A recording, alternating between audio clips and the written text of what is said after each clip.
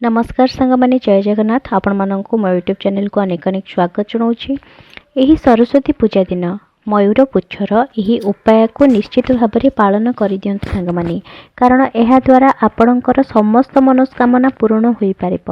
माघ मासर शुक्ल पक्षर पंचमी तिथि को श्री पंचमी, बसंत पंचमी तथा सरस्वती पूजा भाव में समस्ते जानी थांती। एही दिनटी को विद्याधात्री माँ सरस्वती पूजा समस्त पालन करथांती। एही दिन ठारू बसंत ऋतुर आगमन होइथाए एवं एही सरस्वती पूजा जो ए तिथि पड़ुची सांग माने एथिरे सिद्धि जोग रहुची। सकाळ ठारू संध्या पर्यंत एही दिन सिद्धि जोग रहिब। एही दिन रे सृष्टि हेउथिबा एही विशेष जोग जोगु एही थरर सरस्वती पूजाटी अत्यंत विशेष अटे, जहा फल आपण माने जदि एही सरस्वती पूजा रे जो भी पूजा उपासना एवं उपाय को आपण माने पालन करिवे ताहा अति शीघ्र ही फल प्रदान करिब। माँ सरस्वती कृपा प्राप्त करिबा पई एही दिन को अत्यंत विशेष बोली मान जाइथाए। एही बसंत पंचमी अर्थात श्री पंचमी दिन ठारू जे कोनोसी शुभ कार्य किंबा नूतन कार्य आपण माने आरंभ करि परिबे। एही दिन रे आपण विवाह, व्रतघर, गृह प्रवेश कौनसी नूतन कार्यर मध्य आरंभ करि परिबे। एही दिन करिबाकु जाउथिबा जे कोनोसी शुभ कार्य पई आपणको पंचांगर कौनसी आवश्यकता पड़ी न थाए। सांग माने आपण माने जानती जे आमर हिंदू धर्म रे एवं शास्त्र रे मयूर पंख को अत्यंत पवित्र बोली माना जाई थाए। एही मयूर पंख भगवान श्रीकृष्ण अति प्रिय अटे। एही मयूर पंख देखिबाकू जेते सुंदर एवं आकर्षणीय, एहार शक्ति मध्य ताठारु अधिक होइथाए। ता मध्यरे एपरि चमत्कार शक्ति रहिछि जहा समस्ते हुएत जानि नथांती। एही मयूर पुच्छरे नवग्रह एवं देवा देवींकर वास होइथाए। एही मयूर पुच्छरे दुर्भाग्य को दूर करि परिबार शक्ति रहिथाए, कारण एहा मध्यरे अद्भुत शक्ति रहिछि। सांग माने एही श्री पंचमी दिन मयूर पुच्छर विशेषता एथिपई रहिछि, कारण भगवान श्रीकृष्ण एही बसंत पंचमी दिन ही माँ सरस्वती पूजा प्रथमे आरंभ करथिले एवं सेबेठार ही एही श्री पंचमी अर्थात सरस्वती पूजा को आमे माने समस्ते पालन करिथाउ। आउ सेही दिन ठारू माँ सरस्वती पूजा एही विशेष दिनटी रे पालन करा जाउछि। माँ सरस्वती पूजा रे एही मयूर पुच्छ को अत्यंत महत्व प्रदान करा जाइथाए। तेबे आपण जदि एही सरस्वती पूजा दिन मयूर पुच्छर एही उपायटी को पालन करनियंती, तेबे आपणक घर एवं परिवार रे केबे भी धनर अभाव रहिब नाही एवं आपणक घरर एवं सदस्य मानकर सबुथिरे उन्नति हेबा सहित घरे धनर वृद्धि हेब। एही सरस्वती पूजा दिन आपण माने एही दिगरे जदि मयूर पुच्छटी रखि देउछंती, तेबे आपणक गृहरे उन्नति हेर बाट खोली जिवो, धन आसीबार अनेक मार्ग मध्य खोली जिवो। तेबे सांग माने भिडियोटी को आगकू नेबा पूर्वरु आपण माने जो माने मोर चैनल ले नुआ अछंती दया करी चैनल को सब्सक्राइब करि नियंतु एवं वीडियो को गोटे लाइक करने सहित कमेंट रे भक्ति और श्रद्धार सहित जय माँ सरस्वती बोली निश्चय लिखि दियंतु। तेबे आसंतु जानिबा सांग माने प्रथम उपाय विषय रे। एथिपई आपणको तीनोटी मयूर पुच्छर आवश्यकता रहिछि एवं एही उपायटी अति सहज। सांग माने एही मयूर पुच्छटी एक शक्तिशाली यंत्र अटे, जहाँकि तंत्र विद्या रे मध्य कार्य रे आसीथाए। प्राचीन कालरु ही आमर पूर्वज माने ही एही मयूर पुच्छर व्यवहार करि आसुछंती। सांग माने ज्योतिष शास्त्र एवं तंत्र विद्या सबुथिरे ही एही मयूर पुच्छर प्रयोग होई पारिबो। एही मयूर पुच्छटी भगवान श्रीकृष्ण, माँ सरस्वती, माँ लक्ष्मी एवं भगवान कार्तिक एही समस्त देवादेवींक सह मयूर पुच्छर जड़ित रहिछि। एही मयूर पुच्छ को आपण माने जदि बंशी सह रखंती, तेबे आपणक संपर्क रे मधुरता आसीथाए। आपण मानक घरे जदि नकारात्मक शक्ति बढ़ी थाए, तेबे मध्य आपण एही मयूर पुच्छटी आपण मानक साहाय्य करि परिबो।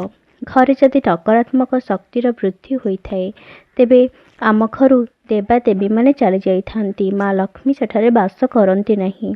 ସେଠାରୁ ସମସ୍ତ ସକାରାତ୍ମକ ଶକ୍ତି ଧୀରେ ଧୀରେ ନାଶ ହୋଇଯାଇଥାଏ, ଯାହା ଫଳରେ କି ଗୃହରେ ଅନେକ ଅମଙ୍ଗଳ ଘଟିଥାଏ। ତେଣୁ ଆପଣମାନଙ୍କ ଗୃହରୁ ନକାରାତ୍ମକ ଶକ୍ତିକୁ ବାହାର କରିବାକୁ ହେଲେ ଏହି ମୟୂର ପୁଚ୍ଛର ନିୟମକୁ ପାଳନ କରିବା ପାଇଁ ପଡ଼ିବ। ସେଥିପାଇଁ ଆପଣ ପ୍ରତ୍ୟେକ ଦିନ ସନ୍ଧ୍ୟା ଦେବା ସମୟରେ ଯେତେବେଳେ ଆପଣ ସନ୍ଧ୍ୟା ଦେଇ ସାରୁଛନ୍ତି, ଗୋଟିଏ ମୟୂର ପୁଚ୍ଛକୁ ନେଇ ଘର ସାରା ଜୋରେ ଜୋରେ ହଲାଇବାକୁ ଲାଗନ୍ତୁ, ଯାହାଦ୍ୱାରା କି ଆପଣଙ୍କ ଘରେ ଥିବା ସମସ୍ତ ନକାରାତ୍ମକ ଶକ୍ତି ଦୂରେଇ ଯିବ। ଏହି ଉପାୟଟି ଅତ୍ୟନ୍ତ ଲାଭପ୍ରଦ ଅଟେ। ଆପଣ ଯଦି ପ୍ରତ୍ୟେକ ଦିନ ଏହି ଉପାୟଟିକୁ ପାଳନ କରନ୍ତି, ଆପଣଙ୍କ ଘରର ସମସ୍ତ ନକାରାତ୍ମକ ଶକ୍ତି ଚାଲିଯାଇଥାଏ ଏବଂ ଗୃହରେ ସକାରାତ୍ମକ ଶକ୍ତି ବୃଦ୍ଧି ପାଏ। ଏବଂ ଏହା କରିବା ଦ୍ୱାରା ଆପଣଙ୍କ ଘରେ ସବୁ କ୍ଷେତ୍ରରେ ଉନ୍ନତି ହୋଇଥାଏ। ଆଉ ଯେଉଁ ଗୃହରେ ସକାରାତ୍ମକ ଶକ୍ତି ରହିଥାଏ, ସେହି ଘରେ ହିଁ ମା ଲକ୍ଷ୍ମୀ ବାସ କରିଥାନ୍ତି। ସେ ଘରେ କେବେ ବି ଧନ, ସୁଖ, ସମୃଦ୍ଧି, ବୈଭବ ଏସବୁର ଅଭାବ ହୋଇନଥାଏ। ସାଙ୍ଗମାନେ, ଆପଣଙ୍କ ଘରେ ଯଦି ମା ଲକ୍ଷ୍ମୀଙ୍କୁ ଆପଣମାନେ ଚିରସ୍ଥାୟୀ କରି ରଖିବା ପାଇଁ ଚାହୁଁଛନ୍ତି, ତେବେ ଆପଣମାନଙ୍କୁ ଘରେ ସକାରାତ୍ମକ ଶକ୍ତିକୁ ବଢ଼ାଇବାର ଅଛି।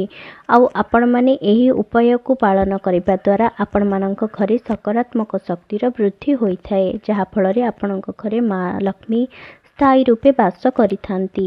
ତେବେ ଆସନ୍ତୁ ଜାଣିବା ସାଙ୍ଗମାନେ 3ଟି କୋଣ ବିଷୟରେ। ଯେଉଁ କୋଣରେ ଆପଣମାନେ ମୟୂର ପୁଚ୍ଛ ରଖିବା ଦ୍ୱାରା ଆପଣଙ୍କ ଗୃହରେ ସର୍ବଦା ସକାରାତ୍ମକ ଶକ୍ତିର ବୃଦ୍ଧି ହୋଇଥାଏ ଏବଂ ଆପଣଙ୍କ ଗୃହରେ ସର୍ବଦା ମା ଲକ୍ଷ୍ମୀଙ୍କର ବାସ ହୋଇଥାଏ।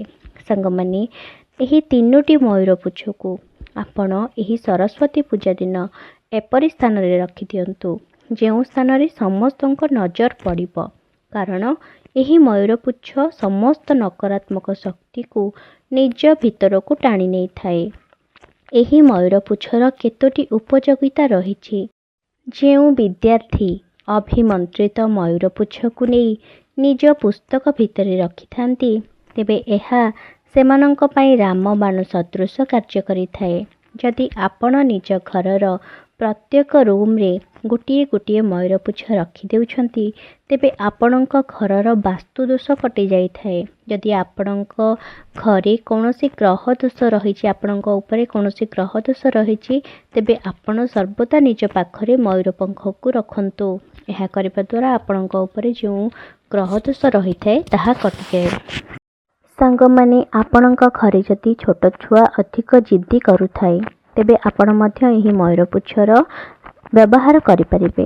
ଆପଣ ଗୋଟିଏ ମୟୂର ପୁଚ୍ଛକୁ ନେଇ ସେହି ଛୋଟ ଛୁଆ ଆଗରେ ଜୋରେ ଜୋରେ ହଲାଇ ସେହି ପବନକୁ ତା ଦେହରେ ବଜାଇବା ଦ୍ୱାରା ସେହି ପିଲାର ଜିଦ୍ଦି ଧୀରେ ଧୀରେ କମ୍ ହୋଇଯାଇଥାଏ। ନଚେତ୍ ଆପଣମାନେ ଫ୍ୟାନ୍ରେ ମଧ୍ୟ ମୟୂର ପଙ୍ଖକୁ ଲଗାଇ ପାରିବେ, ଯାହାଦ୍ୱାରା କି ସେହି ପବନ ବାଜି ଛୁଆ ଦେହରେ ବାଜିବା ଦ୍ୱାରା ସେ ଯେଉଁ ଜିଦ୍ଦିପଣ ତାର ଧୀରେ ଧୀରେ କମ୍ ହୋଇଯାଏ। ଯଦି ଆପଣଙ୍କର ନବଜାତ ଶିଶୁକୁ ନଜର ଲାଗିଯାଇଥାଏ, ତେବେ ତାର ନଜର ଦୋଷକୁ କାଟିବା ପାଇଁ ତା ଶୋଇବା ସେଜ ପାଖରେ ଗୋଟିଏ ମୟୂର ପଙ୍ଖ ରଖିଦିଅନ୍ତୁ। ଏପରି କରିବା ଦ୍ୱାରା ପିଲା ଉପରେ କୌଣସି କୁନଜର ଲାଗିନଥାଏ ଏବଂ ଯେଉଁ ନଜର ତା ଉପରେ ଲାଗିଥାଏ ସେଟା କଟିଯାଏ। ଯଦି ଆପଣଙ୍କ ଗୃହରେ ରୋଜଗାର କମ୍ ହେଉଛି କିମ୍ବା ରୋଜଗାରରୁ ଅଧିକ ଖର୍ଚ୍ଚ ହୋଇଯାଉଛି ଆଉ ଆପଣ ସବୁବେଳେ କରଜରେ ଡୁବି ରହୁଛନ୍ତି, ତେବେ ଏହି ସମସ୍ୟାର ସମାଧାନ ପାଇଁ ଆପଣ ନିଜ ଗୃହର ଦକ୍ଷିଣ ପୂର୍ବ କୋଣରେ ମୟୂର ପଙ୍ଖଟିଏ ରଖିଦିଅନ୍ତୁ। ଏହା ମାନାଯାଇଥାଏ ଯେ ଯେଉଁ ଘରେ ମୟୂର ପୁଚ୍ଛ ରହିଥାଏ, ସେ ଘରକୁ କେବେ ବି ସାପ ପ୍ରବେଶ କରିନଥାଏ। ସାଙ୍ଗମାନେ, ତେବେ ଆପଣଙ୍କ ଘର ମଧ୍ୟ ଯଦି ସାପ ପଶିବାର ଭୟ ରହିଥାଏ ଆପଣଙ୍କ ଘରକୁ, ତେବେ ଆପଣମାନେ ନିଜର ଘର ସାମ୍ନାରେ ମୟୂର ପୁଚ୍ଛ ଲଗାଇ ଦିଅନ୍ତୁ। ଯଦି ଆପଣ ଧନ ରଖିଥିବା ସ୍ଥାନରେ ଗୋଟିଏ ମୟୂର ପୁଚ୍ଛକୁ ରଖିଦେଉଛନ୍ତି, ତେବେ ଆପଣମାନଙ୍କର ଧନ ବୃଦ୍ଧି ହେବା ସହିତ ଆପଣମାନଙ୍କର ଯେଉଁ ବାଜ୍ୟ ଖର୍ଚ୍ଚ ରହିଛି ସେଟା ଧୀରେ ଧୀରେ ବନ୍ଦ ହୋଇଯିବ। ଆପଣ ନିଜର ଠାକୁର ଘରେ ମଧ୍ୟ ଗୋଟିଏ ମୟୂର ପୁଚ୍ଛ ରଖନ୍ତୁ। ଠାକୁରଙ୍କୁ ପୂଜା କଲାବେଳେ ଆପଣ ଏହି ମୟୂର ପୁଚ୍ଛର ମଧ୍ୟ ପୂଜା କରନ୍ତୁ। ଏପରି କରିବା ଦ୍ୱାରା ମା ଲକ୍ଷ୍ମୀ ଆପଣଙ୍କ ଉପରେ ପ୍ରସନ୍ନ ହୋଇଥାନ୍ତି ଏବଂ ବିଭିନ୍ନ ମାର୍ଗରୁ ଆପଣଙ୍କ ପାଖକୁ ଧନର ଆଗମନ ହୋଇଥାଏ। ଆପଣଙ୍କ ଘରେ ସର୍ବଦା ମାତା ଲକ୍ଷ୍ମୀଙ୍କର ବାସ ହୋଇଥାଏ। ଆପଣଙ୍କ ଖଟ ତଳେ ମଧ୍ୟ ଏକ ମୟୂରପୁଚ୍ଛକୁ ରଖନ୍ତୁ, ଯାହାଦ୍ୱାରା କି ଯଦି ଆପଣଙ୍କ ମନରେ ନକାରାତ୍ମକ ଚିନ୍ତାଧାରା ଆସୁଥାଏ, ସବୁବେଳେ ଖରାପ ଚିନ୍ତାଧାରା ଆସୁଥାଏ, ସେଇଟା ଏହି ମୟୂରପୁଚ୍ଛ ଆପଣମାନେ ଖଟ ତଳେ ରଖିବା ଦ୍ୱାରା, ଆପଣଙ୍କ ସେଜ ତଳେ ରଖିବା ଦ୍ୱାରା ଏହା ଆପଣଙ୍କର ସେ ଯେଉଁ ନକାରାତ୍ମକ ଚିନ୍ତାଧାରା ସେ ସବୁକୁ କମ୍ କରିଥାଏ। ନକାରାତ୍ମକ ଶକ୍ତି ଆପଣଙ୍କ ପାଖକୁ ଆସିପାରିନଥାଏ ଏବଂ ଆପଣଙ୍କ ମଧ୍ୟରେ ସକାରାତ୍ମକତା ବୃଦ୍ଧି ପାଇଥାଏ ଏବଂ ସବୁ କ୍ଷେତ୍ରରେ ଆପଣଙ୍କୁ ସଫଳତା ମଧ୍ୟ ମିଳିଥାଏ। ଆପଣ ନିଜର ମୁଖ୍ୟ ଦ୍ୱାରର ସମ୍ମୁଖରେ ଗଣେଶଙ୍କର ଫଟୋ ବା ମୂର୍ତ୍ତି ଲଗାନ୍ତୁ, ଯାହାକି ଗଣେଶଙ୍କର ମୁଖ ଆପଣଙ୍କ ଘର ଭିତରକୁ ରହୁଥିବ ଏବଂ ପିଠି ପାଖ ଘରର ବାହାରକୁ ରହୁଥିବ। ସେଇଭଳି ଭାବରେ ରଖନ୍ତୁ ଆଉ ସେଠାରେ 3ଟି ମୟୂରପୁଚ୍ଛ ଲଗାଇ ଦିଅନ୍ତୁ ସାଙ୍ଗମାନେ। ଏହା କରିବା ଦ୍ୱାରା ଆପଣଙ୍କ ଘରର ସବୁ ବାସ୍ତୁ ଦୋଷ ନାଶ ହୋଇଯାଇଥାଏ ଆଉ ଆପଣଙ୍କ ଘର ଉପରେ ଯେଉଁ କୁନଜର ରହିଥାଏ ସେ ସବୁ ନଜର ଟଳି ଯାଇଥାଏ ଆଉ ଆପଣଙ୍କ ଘରେ ସର୍ବଦା ମା ଲକ୍ଷ୍ମୀଙ୍କର ବାସ ହୋଇଥାଏ, ସକାରାତ୍ମକ ଶକ୍ତିର ବାସ ହୋଇଥାଏ ଆଉ ଆପଣଙ୍କ ଘରେ କେବେ ବି ଧନର ଅଭାବ ଦେଖାଦିଏ ନାହିଁ। ଆପଣଙ୍କ ଘରେ କେବେ ବି କୌଣସି ସମସ୍ୟା ଦେଖାଦିଏ ନାହିଁ। ସାଙ୍ଗମାନେ, ଆଶା କରେ ମୋର ଏହି ଭିଡ଼ିଓଟି ଆପଣମାନଙ୍କୁ ନିଶ୍ଚିତ ରୂପରେ ଭଲ ଲାଗିଥିବ। ଯଦି ଭଲ ଲାଗିଥାଏ ନିଜର ପ୍ରିୟଜନମାନଙ୍କୁ ସେୟାର କରିବା ସହିତ ଭିଡ଼ିଓକୁ ଗୋଟିଏ ଲାଇକ୍ କରି ମୋର ଚ୍ୟାନେଲକୁ ସବସ୍କ୍ରାଇବ୍ କରିବା ପାଇଁ ଜମାରୁ ବି ଭୁଲନ୍ତୁ ନାହିଁ। ଆଉ ସାଙ୍ଗମାନେ, ମୁଁ ଯେଉଁ ଉପାୟଟି ଆପଣମାନଙ୍କୁ କହିଲି ଆପଣମାନେ ସରସ୍ୱତୀ ପୂଜା ଦିନ ହିଁ ଆରମ୍ଭ କରିଦିଅନ୍ତୁ, ଆପଣମାନଙ୍କ ପାଇଁ ବହୁତ ଶୁଭ ହେବ। ତ ସାଙ୍ଗମାନେ, ନେକ୍ସଟ ଆଉ ଏକ ଟପିକ୍ ଆପଣମାନଙ୍କ ପାଇଁ ନେଇକି ଆସିବି। ସେତେ ପର୍ଯ୍ୟନ୍ତ ବିଦାୟ ଦିଅନ୍ତୁ। ରହିଲି, ନମସ୍କାର।